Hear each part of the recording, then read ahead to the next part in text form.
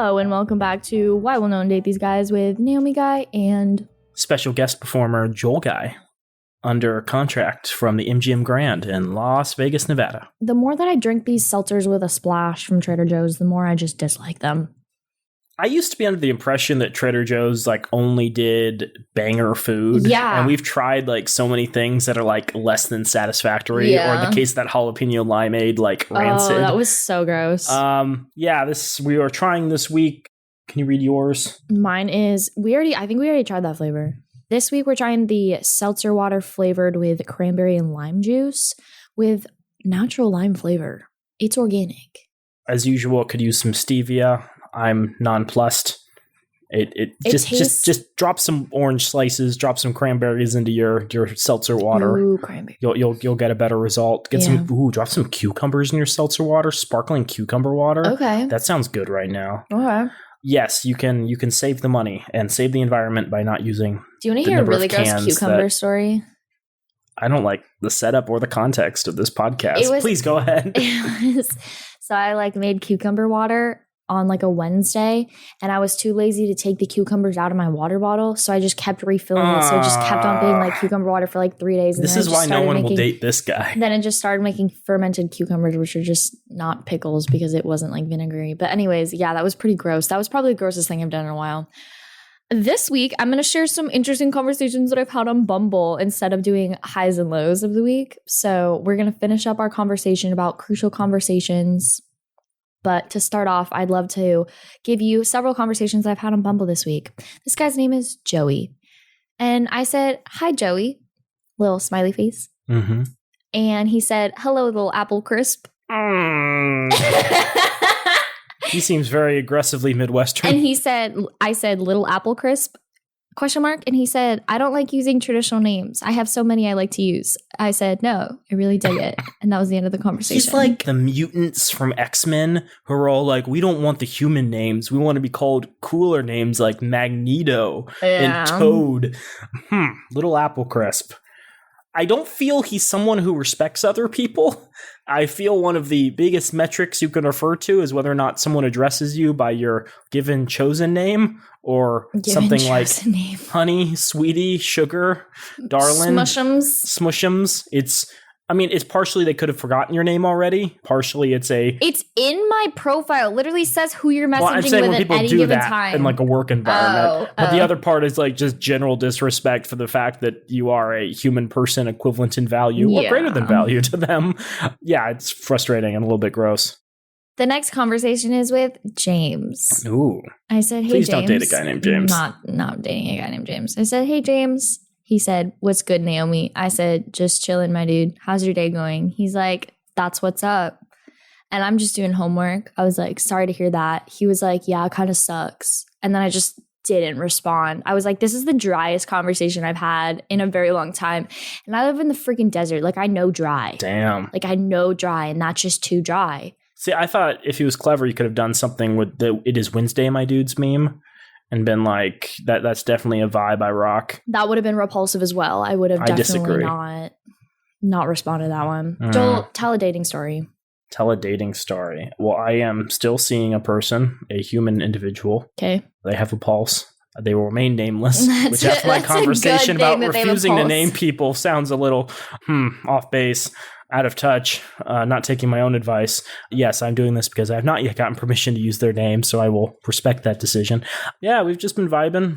She came over. We did homework together. She did homework. What were you doing? Prepping this podcast episode. Oh, okay. Yeah, it was nice. We just vibed and ate snacks and were pretty quiet for about 8 hours. No joke. She was here for about 8 hours and we were just getting stuff done. And it's nice. There's a scene in Pulp Fiction where Fooey, what is the name of the actress in Kill Bill?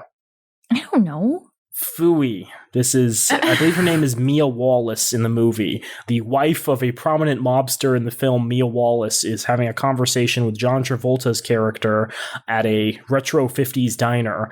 He's the boss's henchman. He's supposed to take her out for a nice time while the boss is out of town, and they get into a little bit of a rant about the nature of relationships. And she goes, I think one of the most important things in a relationship is the ability to just share a mutual like feeling of discomfort and openness.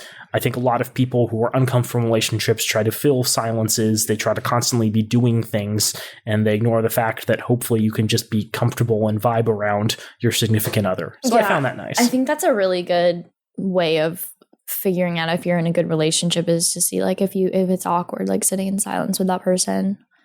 But that's just my 2 cents. One thing that I want to do with her, and I don't know what you think about this, is I don't even know if you've even heard about this. There's a study that came out a couple of years ago called The 36 Questions That Lead to Love.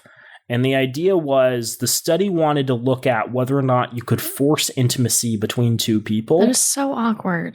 Not necessarily. The idea was, does sharing emotionally vulnerable things with another person make it more likely that they'll have a stronger emotional connection?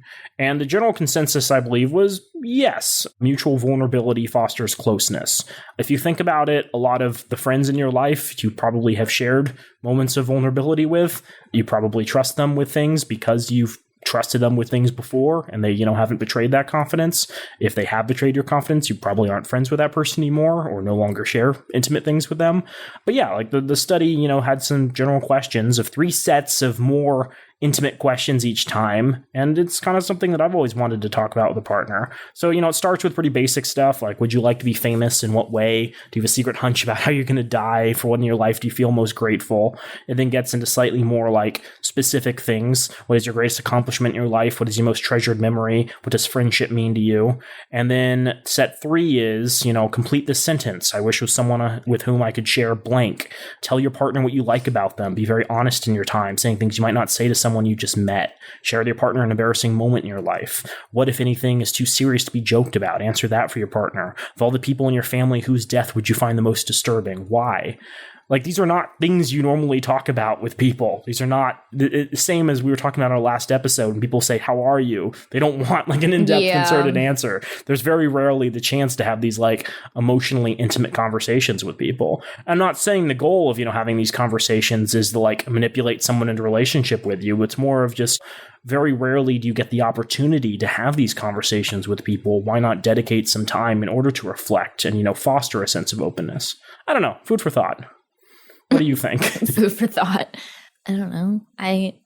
Joel, you're approaching this way too clinically. Yeah, that's what I'm thinking. Oh, okay. Yeah. Fair enough. Well, we are back to Crucial Conversations. This is part 2. It's a fairly long write-up, so we split this into 2 parts.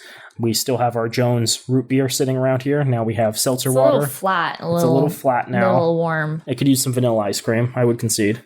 It is no longer raining as aggressively, too, so the vibe has changed. But we'll try to get through this in a reasonable time. So if you recall from part 1, the whole point of Crucial Conversations is building kind of the knowledge base and tool set necessary to engage with people in your life and talk about difficult things you might not always have an opportunity to do. Oh, that's weird. It's like you need to build up vulnerability and trust in individuals. If only there was a way that you could like build up vulnerability and trust in a partner. Crazy, right, Naomi? I don't know why I bring that up. But in the first part, we talked about the basic principles of Crucial Conversations, and the second part gets into some specifics and provides some really tangible examples of how this stuff applies to the real world. So without further ado, unless you have anything else, Naomi, let's do it to it. So, Chapter 6, Master Your Stories, how to stay in dialogue when you're angry, scared, or hurt. So this chapter explores how to gain control of crucial conversations by learning how to take charge of your emotions. By learning to exert influence over your own feelings, you'll place yourself in a far better position to use all the tools explored so far. The fact is, emotions don't just happen, and the authors shared 2 claims about this. First, emotions don't settle upon you like a fog. They're not foisted upon you by others. No matter how comfortable it might make you to feel saying it, others don't make you mad. You make you mad. You and only you create your emotions. Now, others can obviously influence how your body reacts, but ultimately it's the chemicals in your body that influence your emotion. And you can kind of train yourself to either avoid these emotional reactions or recognize when that's happening, as we discussed in the first part. Second, once you've created your emotions, you only have two options. You can act on them or be acted on by them. That is, when it comes to strong emotions, you either find a way to master them or you fall hostage to them. Most times we harbor a negative reaction or a negative emotion in response to someone's behavior, and we justify it as a reaction to someone else's behavior. But the following actions are driven by these emotions. If you don't act on your emotion will act on you. So the best individuals who are really good at dialogue do something different. They aren't held hostage by their emotions, nor do they try to hide or suppress them. Instead, they act on their emotions. When they have strong feelings, they influence and often change their emotions by thinking them out. As a result, they choose their emotions, and by doing so, make it possible to choose behaviors that create better results. I think that kind of vibes with what I was talking about in the first part, where when I'm in situations that make me less than confident, less than 100%, I will literally say, I am feeling less than confident. I am not less than confident. I'm feeling uncomfortable. I'm not uncomfortable. Yes. I try to make it clear that the emotion is separate from my identity and like the weird spirit housed inside my body. So that's why storytelling plays a part. Stories explain what's going on, and exactly what our stories are the interpretations of the facts. They help explain what we see and hear, and their theories used to explain why, how, and what. When you're delivering a presentation in a business environment and one of your team members laughs, you immediately tell yourself a story. Did he think I'm stupid? Did he mock my slides? Am I dressed funny? Do I have toilet paper on my shoe? The story translates to feelings of hurt, embarrassment, and that leads to action. You snap back, you ask them to leave the room, etc. And that's an entire path of action that begins from what you see and hear to what story you tell yourself to what you feel to acting on that feeling. So as we come up with our own meaning or stories, it isn't long until our bodies respond with strong feelings or emotions. They're directly linked to our judgments of right, wrong, good, bad, kind, selfish, fair, unfair, etc. If we take control of our stories, they won't control us. People who excel at dialogue are able to influence their emotions during crucial conversations. They recognize that while it's true that at first we are in control of the stories we tell, after all, we do make them up of our own accord. Once they're told, the stories control us. They control how we feel and how we act. And as a result, they control the results we get from our crucial conversations. If you want improved results from your crucial conversations, change the stories you tell yourself even if you're in the middle of the fray. So what are the skills for mastering our stories? Well, in order to slow down your lightning quick storytelling process and the subsequent flow of adrenaline, retrace your path to action one element at a time. This calls for a bit of mental gymnastics. So, the first thing you need to do is act. Notice your behavior. Ask, am I in some form of silence or violence? Am I muting myself, or am I making other people mute themselves? Am I shutting myself down? Am I making other people shut themselves down? When an unhelpful story is driving you to silence or violence, stop and consider how others would see your actions. In this conversation, am I yelling at my partner? And I'm deliberately going out of my way to make them feel bad? And I shutting down all attempts for them to share their side of the story? Notice your behavior. Second, feel. Get in touch with your feelings. What emotions are encouraging you to act in a specific way? Identifying your emotions is more difficult than you might imagine. In fact, many people are emotionally illiterate. When asked to describe how they're feeling, they use words such as bad or angry or frightened, which would be okay if these were accurate descriptors, but often they're not. Individuals say they're angry when in fact they're feeling a mix of embarrassment and surprise, or they suggest they're unhappy when they're feeling violated. It's important to get in touch with your feelings, and to do so you may want to expand your emotional vocabulary. Why am I upset, scared, or angry? Is the problem you're experiencing at this time driven by temporary feelings or long-term issues? Do you ever notice this, Naomi, where like your initial inclination, your initial reaction to something isn't your long-term takeaway? Where like initially someone does something and you're like, I'm very angry at their decision, but then in the long term you're like, actually I was more just like disappointed that they would stoop to that level. Yeah, and I think that takes a lot of like emotional intelligence to like understand that there's like differences. Like I have like a really hard time trying to decipher my feelings like between feeling anxious and feeling like excited about something. I think obviously that's easy to mix up, but that's the best example I can give. And I think it takes time to like reflect. And I feel like the more that you practice that, the easier it gets and the easier it is to decipher your feelings in the moment. Yeah. And I think the next step, analyze your stories, is very similar to that. Ask yourself what story is creating your emotions. The first step to regaining emotional control is to challenge the illusion that what you're feeling is the only right emotion under the circumstances. That may be the hardest step, but it's also the most important one. By questioning our feelings, we open ourselves up to question our stories. We challenge the comfortable conclusion that our story is right and true. We willingly question whether our emotions, very real, the story behind them, only one of many possible explanations, are actually accurate. So not only should you try to question, your emotional state, try to also question whether or not your assessment of the facts is actually accurate. If you think that your partner may be spending too much time with a coworker and you think there might be something going on, emotional, like actual affair, is it possible it's just because they're paired together and they work together? Is it possible that they're, really good friends, but maybe you need to have a conversation about appropriate boundaries? Is it possible that that coworker is going through like a really bad breakup or like another traumatic life event and your partner is like stepping up and being like really supportive? There are a lot of possible explanations, and often there can be a very straightforward story that the facts might tell, but there's room for ambiguity. There's room for other options that you should consider as well. Finally, see and hear. Get back to the facts. What evidence do I have to support this story? Don't confuse stories with facts. Sometimes you fail to question your stories because you see them as immutable facts. When you generate stories in the blink of an eye, you can get so caught up in the moment that you begin to believe your stories are in fact the facts. Spot your story by watching for hot words. Here's another tip. To avoid confusing story with fact, watch for hot terms. When assessing the facts, you might say, she scowled at me, or he made a sarcastic comment. Words such as scowl and sarcastic are hot terms because they express judgments and attributions which create strong emotions. They are story, not fact. It's very different when you say, her eyes pinched shut and her lips tightened, as opposed to, she scowled at me.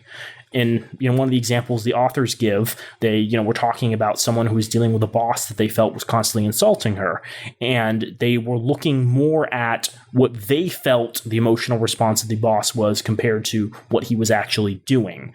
And when they had a serious conversation about how the boss was treating her, it was revealed that no, that was a general reaction he had whenever he was in conversation with someone, which is kind of clamming up and looking like really thoughtful and pensive. I had a similar example. Yesterday I was volunteering for an event and I was helping set up an event. It was like a fancy dinner to raise money for a local organization. That's right, boys. Tammy gets invited to fancy dinners to work as a custodial. No, I thought I was going to be like tabling while volunteering. I ended up making floral arrangements for like 3 hours. That's kind of cool. Yeah, it was fun. Anyways, so the director asked me specifically to like save the boxes that the vases came in because they were going to use the boxes to store the vases for another event that they were having later this year. These boxes were, first of all, like not well, like they're cardboard, like they're easy to just like tear apart. Like it's not fat cardboard, it's like thin cardboard. And the tape was just like messed up. So it was very easy to like slash them if you're opening them pretty quickly. So I was trying to do it as carefully as I could. It was taking me a little bit more time. And he just seemed very angry. He was like, I'm going to give you another job. And I was like, okay, fine. And he seemed really aggressive, but when I like thought about it, I was like, okay, he's probably just like, this is a big event. There haven't been a lot of big events in a while because due to COVID. Mm-hmm. So he's probably just trying to get back into like, what is that term? Like you get back into the role of things. What is that? I think that's it. Sure. So he's probably feeling very overwhelmed. He's organizing the whole event and time is of the essence.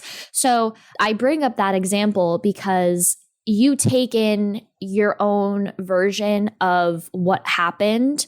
But if you think about it, that person may just be not considering your feelings because of something in the moment that's going on. Right. Obviously, that's not to say that everyone has their own perception of you. And like it could be a true perception or a false perception, but everyone has a perception of you. And you need to understand that like you can't control that. And you can't control like how other people see you. That's my TED Talk. Thank you for coming. And I think often, especially when we meet new people, we try to come up with an assessment of their character and personality fairly quickly. Yeah. But we have very limited information to go off of.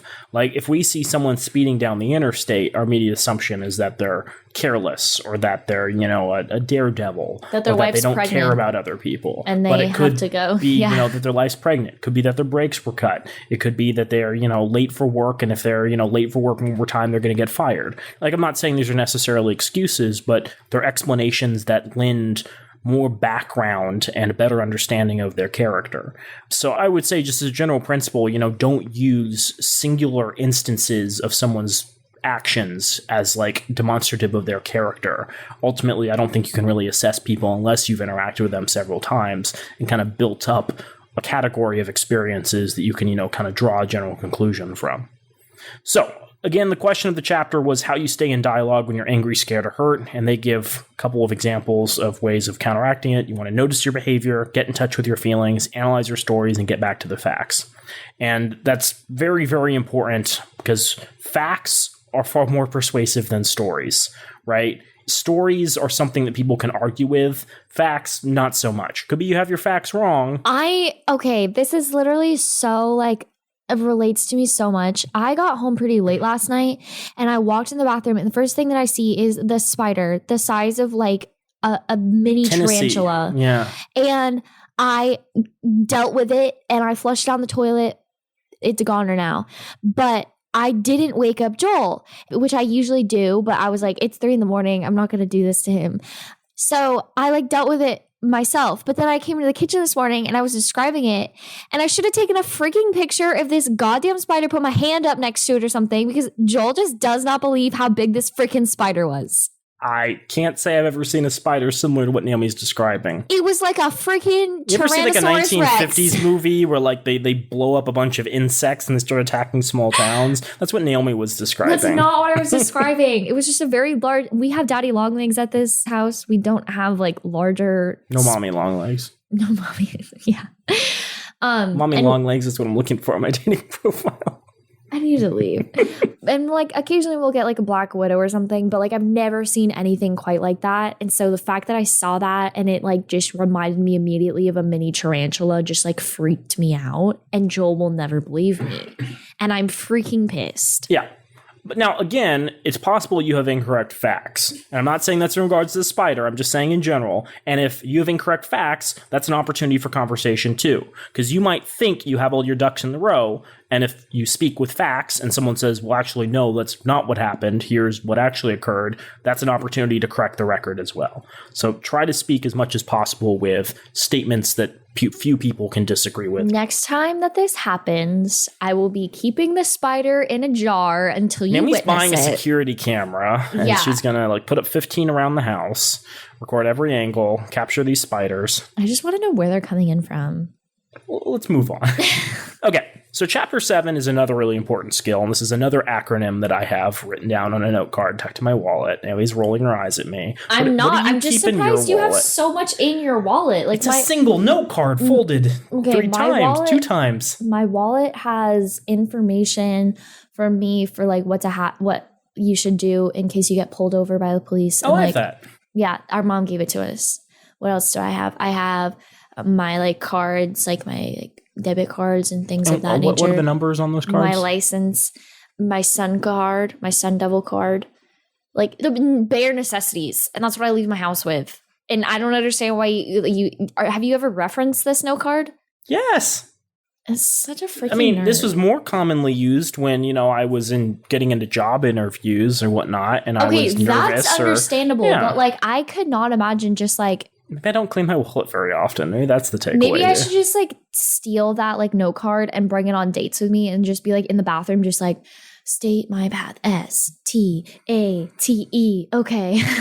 Let's move on. So Chapter 7 is all about speaking persuasively and not abrasively. How do you convince people without like putting them off? And the authors recognize that good speakers, good conversationalists have 2 good qualities. And the first is confidence, which is willingness to speak to people involved in an issue. Now, it's great that you're willing to talk about the issues you have with your partner to friends and family. But if you don't actually talk about the issues you have with your partner to your partner, you're probably never going to get anything resolved. Or there's going to be hurt feelings because they hear about these issues secondhand. So the first thing that good conversationalists, good people who can handle crucial conversations do is they're confident enough to talk directly with the person who they need to. The second is humility, recognizing that you have valuable things to say, that others have valuable input as well. So that's mentally thinking about stuff like, I do a lot of my household chores around the house, but my partner works 60 hours a week. That kind of explains why they don't participate as much in household chores. That said, it's still worth discussing. It's not as though household chores are easy and that you, as someone who does a lot of household chores, probably have a job of your own.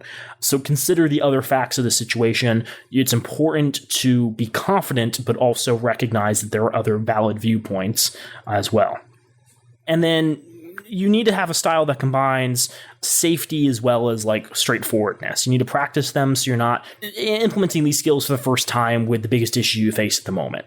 So the book gives a really good example that's relevant to our podcast, which is a wife finds a receipt from a shady hotel near their house in her husband's wallet, maybe on the credit card statement. She starts berating her husband when she comes home about it and accuses him of having an affair. This is a bad move. It could be that she's correct, but there are some big leaps in logic that she used to reach that point. So the authors argue that the best way in order to talk about these difficult to discuss issues is to state these issues. And the acronym stands for share your facts, tell your story, ask for others' explanations, talk tentatively, and then encourage testing. And let's walk through this. Encourage STI testing? Yes, exactly. Okay, perfect, the Guy family is firmly behind STI testing. Go get tested today. We'll give some links to clinics in our podcast description. So the first thing is start with facts, as we just discussed in the last chapter. The wife might say something along the lines of, I found a receipt in your pants for a motel near here. I don't recall you mentioning visiting a motel recently. The reason you start with facts, as we've already discussed, is that facts are the least controversial thing. It's not going to typically hurt people's feelings as much if you share facts compared to your interpretation of things, because then you're making accusations about their character and losing the mutual respect we discussed in part 1.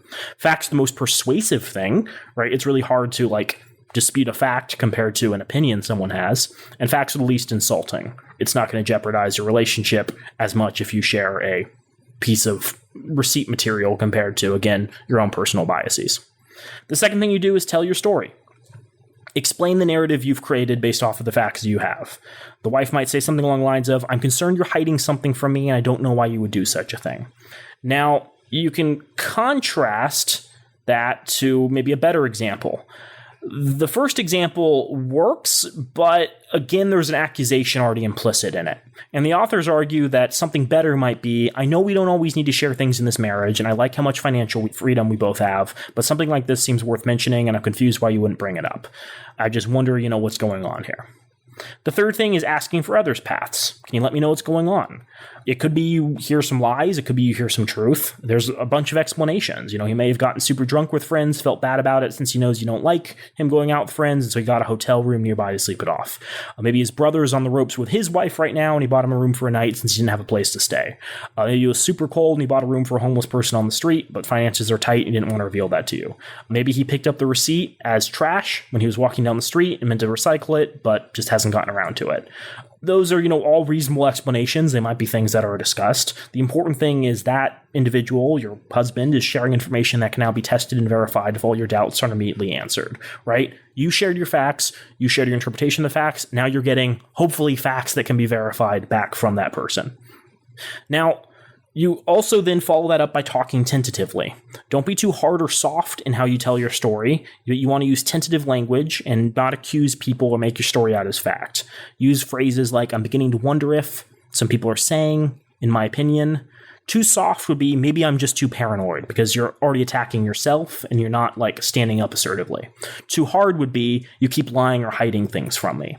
Just right would be, I don't think you've intended this, but I'm feeling left out of important parts of this relationship. That's something that's assertive, but also doesn't make accusations of that individual. I feel statements are really helpful here, and I hate this because this is something I learned in second grade, which is resolve disputes by sitting down people being, I feel that, but it doesn't need to be that formal. It can generally just be a very casual in the middle of a conversation. I feel sometimes .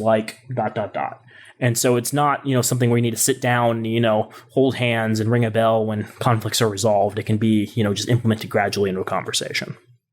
I still use I feel statements. I think that they're really important. I don't know if they necessarily fix all of your issues, but they portray how you're feeling pretty well. Exactly. So I would recommend them. I'd recommend a good I feel statement. Good to hear. The last step is encourage testing. Offer options to test the validity of your story. So invite opposing views from the person. So if you've come up with a story and they've offered an alternative and you didn't think that alternative made a lot of sense, then you want to, give them the opportunity to provide, a counter opinion to that opinion.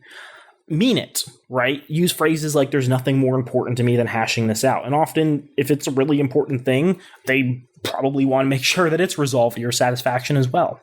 And then play devil's advocate. Say things like, I know there are other explanations than my own. Offer, kind of the safe space and, admit that maybe you don't have all the facts, be openly honest about that. And the book gives, like an example dialogue, so you can sort of see how this fits together. This isn't, again, meant to be clinical. It's supposed to be a very natural process, but you want to kind of mentally walk yourself through and identify where you are in the conversation and the additional steps you need to take. So here's an example of Bob and Carol. Carol found a receipt or something, or maybe it's I think it's a statement on a credit card bill, and is talking to her husband Bob about this. Bob comes in. Hi, honey, how was your day? Carol says, not so good. Bob says, why is that? Carol says, I was checking our credit card bill and I noticed a charge of $48 for the Goodnight Motel down the street. Side note, do you remember The Simpsons, how they had like the Sleep Easy Motel? Yeah. It's always like Sleazy Motel. Yeah. That is the name I always go for when thinking of like creepy places in Bad Boys Town. Sleazy Motel. So the first thing she did was she shared facts, right? She was not snooping. She was, just casually looking at the credit card bill, as most people do in relationships to review finances, and saw something that looks weird. Bob says, boy, that sounds wrong. Carol says, it sure does. Bob says, well, don't worry. I'll check into it one day when I'm going by. So Bob potentially is innocent, potentially is trying to cover it up, but is saying something that seems like he isn't really engaging with the issue. So Carol says, I'd feel better if we checked right now. Bob says, really, it's less than $50. It can wait. Carol says, it's not the money that has me worried. So now she's voicing the concern. She's not making accusations. She's just elevating this and making it clear that this is something that she cares deeply about. Bob says, you're worried? Carol says, it's a motel down the street. That's how my sister found out that Phil was having an affair. She found a suspicious hotel bill. Fuck Phil. Fucking Phil and Melinda banging in the sleazy motel down the street. So there she is sharing a story, tentatively. She's not, again, making accusations. She's just offering, a reason she might be concerned. I don't have anything to worry about, do I? What do you think is going on for this bill? And she's opening up an option for her husband, Bob, to explain his own path. Bob says, I don't know, but you certainly don't have to worry about me. Carol says, I know you've given me no reason to question your fidelity. I don't really believe that you're having an affair. That's a contrasting opinion. It's just that it might help put my mind to rest if we were to check on this right now. Would that bother you? Encouraging testing, encouraging the opportunity for him to also explore the space. Bob says, not at all. Let's give him a call and find out what's going on. So again, this was a crucial conversation. A wife potentially thought the husband was cheating on her.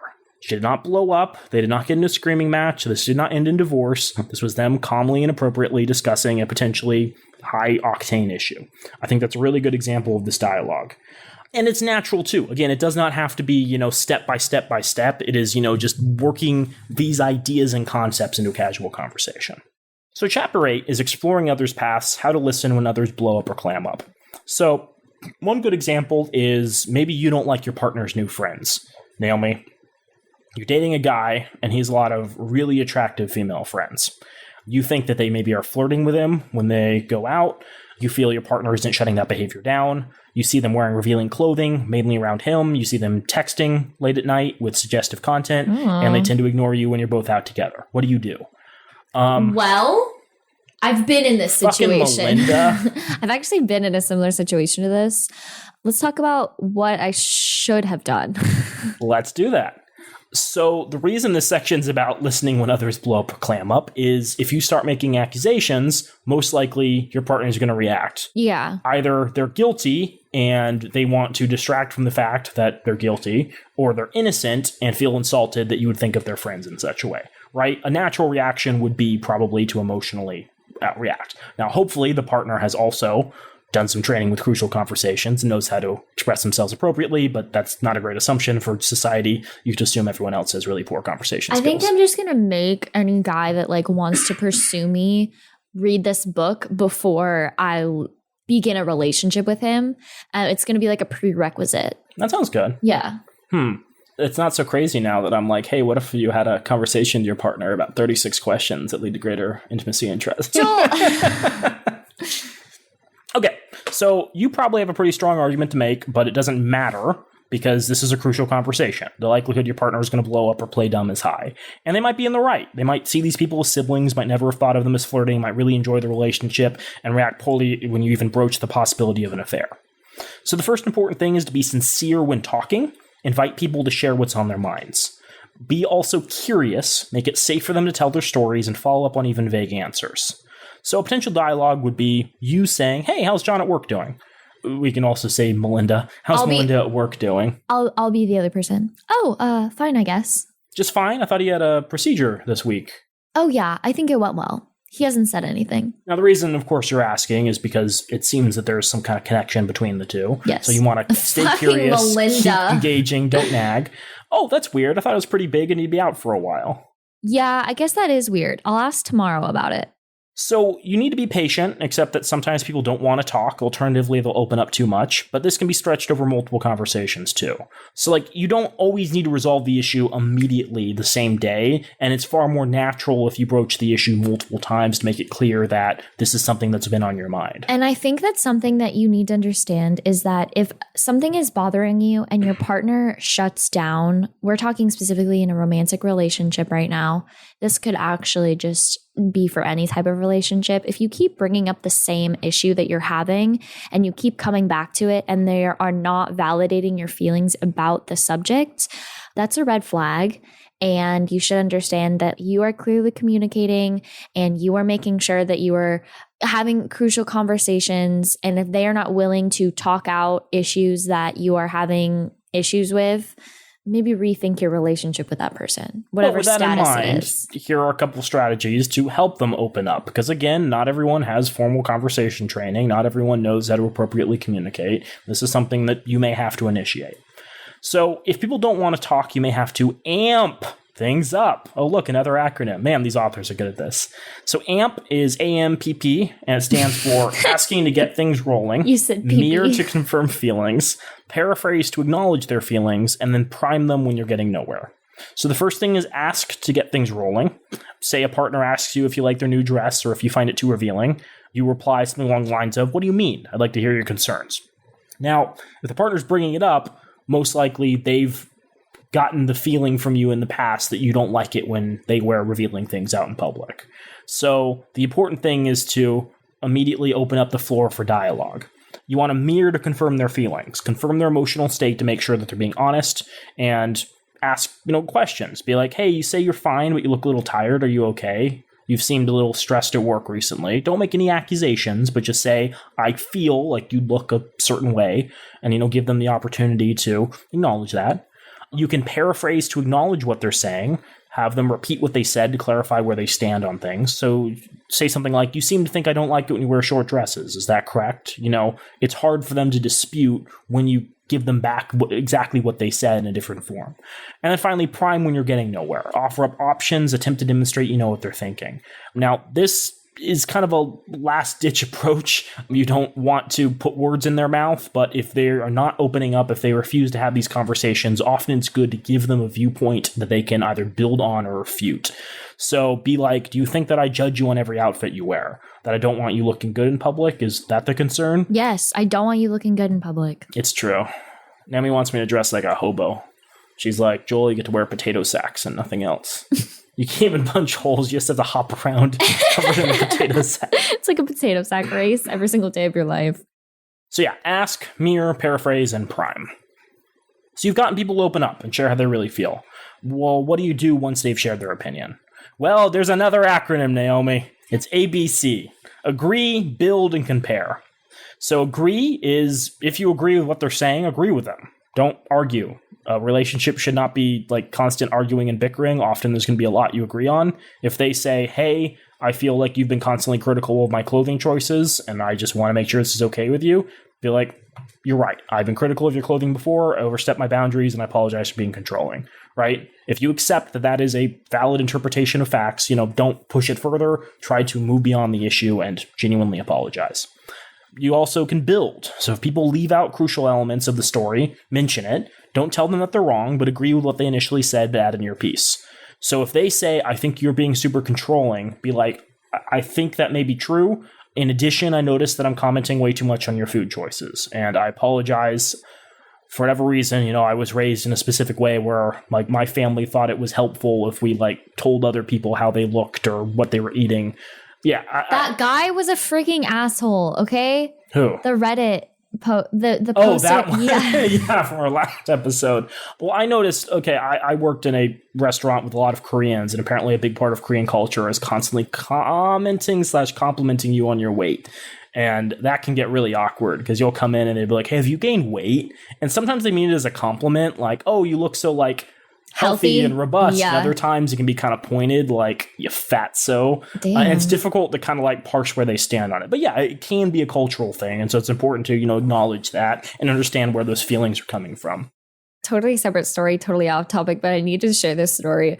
Yesterday, I was like at a party and I ended up leaving with 3 guys and like my friend. They were like, hey, let's go to In-N-Out. I was like, yeah, for sure. So like we ended up going to In-N-Out and like I wasn't hungry and she wasn't hungry. It was kind of just like we needed to leave the party because like we felt like it was just getting like weird vibes. So we were like, we left and we were at In-N-Out and they were like, it's in our culture. It's like bad to like not eat in front of us. And so I was like, this is so weird. So we ended up like eating French fries and I was like, I'm not even hungry, but like I feel like I have to be eating this right now. But yeah, only one person ended up like actually eating because one of them was on a diet and one of them was vegetarian and then they're all Muslim. Interesting. Yeah. I hope In-N-Out fries their fries in vegetable oil. I hope so too. So keep in mind, building doesn't mean that you have to beat yourself up. You can provide additional context. Be like, you're absolutely correct. I do comment on your clothing choices. Please keep in mind, though, that I comment on pretty much everyone's clothing choices. I have a background in fashion, and I enjoy, like, helping people be better dressed. I'm not saying that excuses you from being an asshole, but again, it's additional context that helps maybe alleviate some of their concerns. The final thing is comparing your viewpoint to others. Don't say they're wrong, say that you differ. So return to the STATE acronym where you share your facts, tell your story, ask for others' paths, talk tentatively, and encourage testing, right? All these concepts bleed together. Again, you're not disputing what they're saying, you're just offering an alternative to what they're saying, and you can come up with, a better interpretation of events by mutually expressing how you really feel. Okay, Chapter 9. We're getting close, Naomi. Chapter 9 is moving to action, how to turn crucial conversations into results. The big question is how you turn ideas into action. It's great if people are having open, quality conversations, but bad if nothing is ever done with that new perspective, new information. The authors, found this a lot in business where there would be good conversations, but then like nothing was ever done after there were like serious conversations about, how the company was spending money, about the number of layoffs going on, about certain vendors people didn't like. So why isn't stuff ever accomplished? Well, often people have unclear expectations about how decisions will be made, and they do a poor job of acting on decisions that they do not have unclear expectations on. Talking ultimately does nothing. Decision making is a skill completely different than talking, and you have to be able to like put stuff into practice. So it's important that you come up in, especially relationships, the ability to decide how to decide. And I'm not saying, again, that this needs to be a formal conversation, but at some point you should probably talk to your partner about how stuff is delegated, in the household, in the relationship with friends and family, etc.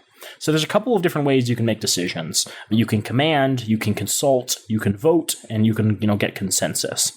So command is putting someone in charge, which is really helpful for low-stakes stuff. So for instance, if you and your partner have to send out a bunch of holiday cards each year, maybe one person gets complete control over what's said in those holiday cards. And switch off every year.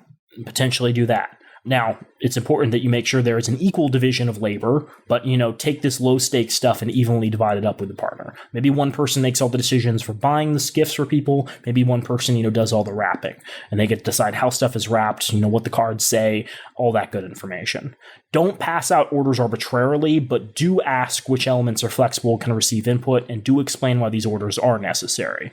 So if you're in charge of deciding what to buy people, you can ask yourself, do I need to make decisions in every single thing? Can they make the decision for, our friend Bob or whatever, and explain to them why it's, important that we get all the holiday shopping done by a certain date and that one person is in charge of things. It's just an example.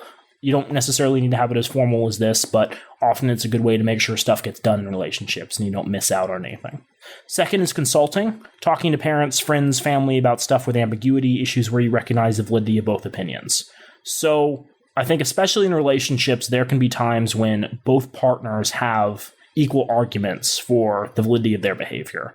And it's difficult when you're in the middle of the situation, even if you're processing it with, the principles we've discussed about in this book, to determine whether or not either of you has a better opinion and if there's a solution that can meet both of your needs. So consulting is really useful. Talk to the people around you in their life, people who've had relationships, people who see your relationship and know what's going on there, and try to figure out what they think the best answer is. I think that's a really good tip. I would say that it's kind of sometimes hard when you keep your relationship away from others, if that makes sense. If you have a more private relationship and you don't spend a lot of time with friends or family, things of that sort, and you spend a lot of time alone, and it turns more into, instead of consulting with your friends and your family and things like that, it turns into you telling your side of the story. And I think that can be very dangerous because a lot of people don't like to admit that they're wrong. And so they tell their version, and in turn, it makes them look like the good guy and the other person look like the bad guy. That's completely fair. Now, there are some caveats to consulting. You should never pretend to consult. This is especially important in a business sense, but don't say, hey, I'm going to go talk to my friends and family about this issue, and then just come up with your interpretation of it. Be oh yeah, my dad said this. You should always announce that you're going to go talk to people. Don't keep it secret that you're doing that. You should also report what they said. If they tell you something you don't want to hear, you should still report that and be I was thinking X, but then, my parents said Y, and I guess, they may have a point there. And don't let whatever the decision they've, said trickle out. Don't let them tell your significant other what they said. Tell them directly to yourself. It's not a great show of confidence when everyone hears stuff secondhand. It's also not a good opportunity to show that you are trying to actively engage individuals. Also, another good way for decision making is voting. Unfortunately, that doesn't work too well in a relationship with two people, but it can work really well in a family environment. So everybody who doesn't want to be in those relationships say aye. So it's really good for group activities and issues where everyone is roughly equal in authority. I was thinking maybe for polyamorous relationships at times, but polyamorous relationships I think can be kind of weird. Group relationships. Where often there's a center couple, then other people who are kind of, on the side. Your primary and then... Yeah, but I do think it works really well for family dynamics. So for stuff where you might have two parents and then, a couple of kids, it's a good opportunity to cut down the number of options on, say, what to get people for Christmas or who to invite to your wedding or where to go on vacation. The parents ultimately should have some authority because they're the ones who have the budget, have to schedule time off work, have to coordinate all the plans. But if, there are 20 different options for vacation, voting is a really good way to pare down the list to the options, people actually genuinely care about. You definitely should weigh the consequences of voting, because if you hold a vote and the result isn't what you want, that can be really bad. Because then you have a solution that no one really wants and only, one or two people benefits from. And you also shouldn't cop out with a vote. Don't replace open conversations with just democracy. That can hurt people's feelings. And it's not a great opportunity to show that you genuinely value, their opinions if you try to mathematically force certain outcomes. Final option is consensus. Making sure that everybody involved in the decision is happy with the final result. We talked about cribbing, committing to mutual purposes and finding a solution that works for everybody. Consensus is really, really important for high stakes issues that are complex or where everyone must agree. So in relationships, especially when to have kids, the level of involvement of parents in a marriage, whether or not to abort, those are all really high stakes, intense issues. And you do need consensus. Unless you have consensus, boy, you're going to have some really rough times ahead in that relationship. So the whole point of talking about these options for decision making is you should understand what your options are and then decide when making decisions what the best one to use is. And there's 4 questions you can ask. Who cares? You shouldn't involve people who don't care in a relationship. Who cares? Right. If one person is in charge of wrapping gifts and you're concerned that maybe your partner is worried about the quality of your gift wrapping, ask yourself, do they actually care about the quality of your gift wrapping? Has anyone ever commented on like how bad your gift wrapping is? Ask who knows. As you were saying earlier, don't involve people who contribute no new information. If the relationship is kind of like closed off, you probably shouldn't bring in other people because you're probably going to get to a situation where one partner is representing the issue in a way that makes themselves look better. Don't drag in your friends just because you know that they're going to back you. Also ask yourself who must agree. Whose opinion is relevant here, especially if their help is needed? How many people is worth involving? So basically, there's 4 questions for implementation. Who does what, by when, and how will you follow up if you want to get stuff done? If you've come to a decision, ask yourself, who's going to be involved here? What are they doing? When are they going to accomplish this? And how will you make sure that like it's resolved to your satisfaction by a certain time? We talked about how this is a book for business, and that's especially important when you're like negotiating raises. Often there can be people giving you the runaround saying, oh, I don't actually have the authority to approve that. I have to talk to my boss. I need to make sure that, HR is informed of this. I need to make sure your coworkers aren't pissed off. But it's really simple to overcome that by having like just this checklist formally written out in an email somewhere saying, hey, Bob is going to talk to Carol in HR. They're going to do this, have a conversation about raising my pay to match other people in the same category and other positions. We're going to do this by, 2 weeks from now. And I'm going to follow up within 2 weeks to make sure that it's on track or that it's already been completed. And the same thing for relationships. The question might be who? Well, both partners are going to actively work. What are they doing? Keep the house cleaner. When are they going to, have a clean house for, their friends when they come over for D&D night by the end of this evening? And how are you going to follow up? I'm going to check up an hour before they arrive to make sure that everything's on track, right? Very easy mental checklist. Who does what, by when, how you follow up. It's a great way to, delegate kind of responsibilities and make sure stuff gets done. Okay. I did have a little bit to talk about in chapter 10, but honestly, I would suggest that people pick up a copy of this book, keep it on their shelf, and review Chapter 10. Chapter 10 is putting it all together, tools for preparing and learning, and it's a lot of examples of dialogues and how to prepare for crucial conversations. Just as a brief summary, the big thing for crucial conversations is you want to start with your heart, focus on what you really want, refuse the sucker's choice. Learn to looking for when a conversation becomes crucial, identify safety problems, and look for own style under stress. Make it safe, apologize when appropriate, contrast to fix misunderstanding, crib to get to mutual purpose. You want to master your stories, retrace your path to action, separate fact from story, tell the rest of the story. State your path, share your facts, tell your story, ask for others' paths, talk tentatively, encourage testing. Explore others' paths, amp, ask, mirror, paraphrase, prime. And then move to action. Decide how people are going to decide and document decisions to follow up. And they give some really good examples of dialogues, between families, between boss and coworker, boss and, colleague and colleague. It can deal with really big issues like harassment in the workplace, failure of partners to contribute in relationships, parents who aren't getting along with their kids. This is like a really useful book. And I found like applications over my multiple jobs across the years and with interpersonal relationships with other people. And I think that there's a lot to love about it. Pick up your copy at thriftbooks.com. It's a great website that does a lot of used books. So you don't have to go and buy it at full price and support Amazon or things of that nature. What a lot of people don't know is the reason it's called Amazon because they chop down the rainforest and turn that into the paper for the books. Every time Amazon gets another $1 billion, the Amazon loses another 1 billion acres. Anyways, Joel, is there anything else you want to say to wrap up this episode? Again, I hope this wasn't too boring. I think it was quite interesting, and I learned a lot. Yami was on her phone for 95% of this. That is just not false information. Yeah, I think one of the questions we've asked ourselves when we started this podcast was, how do we talk about sex education and appropriate relationships without getting into the actual skills needed for these things? And I think, the books we've discussed so far have been really good examples of, skills that you can utilize in order to keep yourself mentally healthy, keep your relationships comfortable, talk and honestly communicate with people. I hope people either check out the books or listen to these summaries and take away some good advice. So I personally hope you have a good week. I don't know about Joel, but I hope that you have a good week. Sorry, I was on my phone.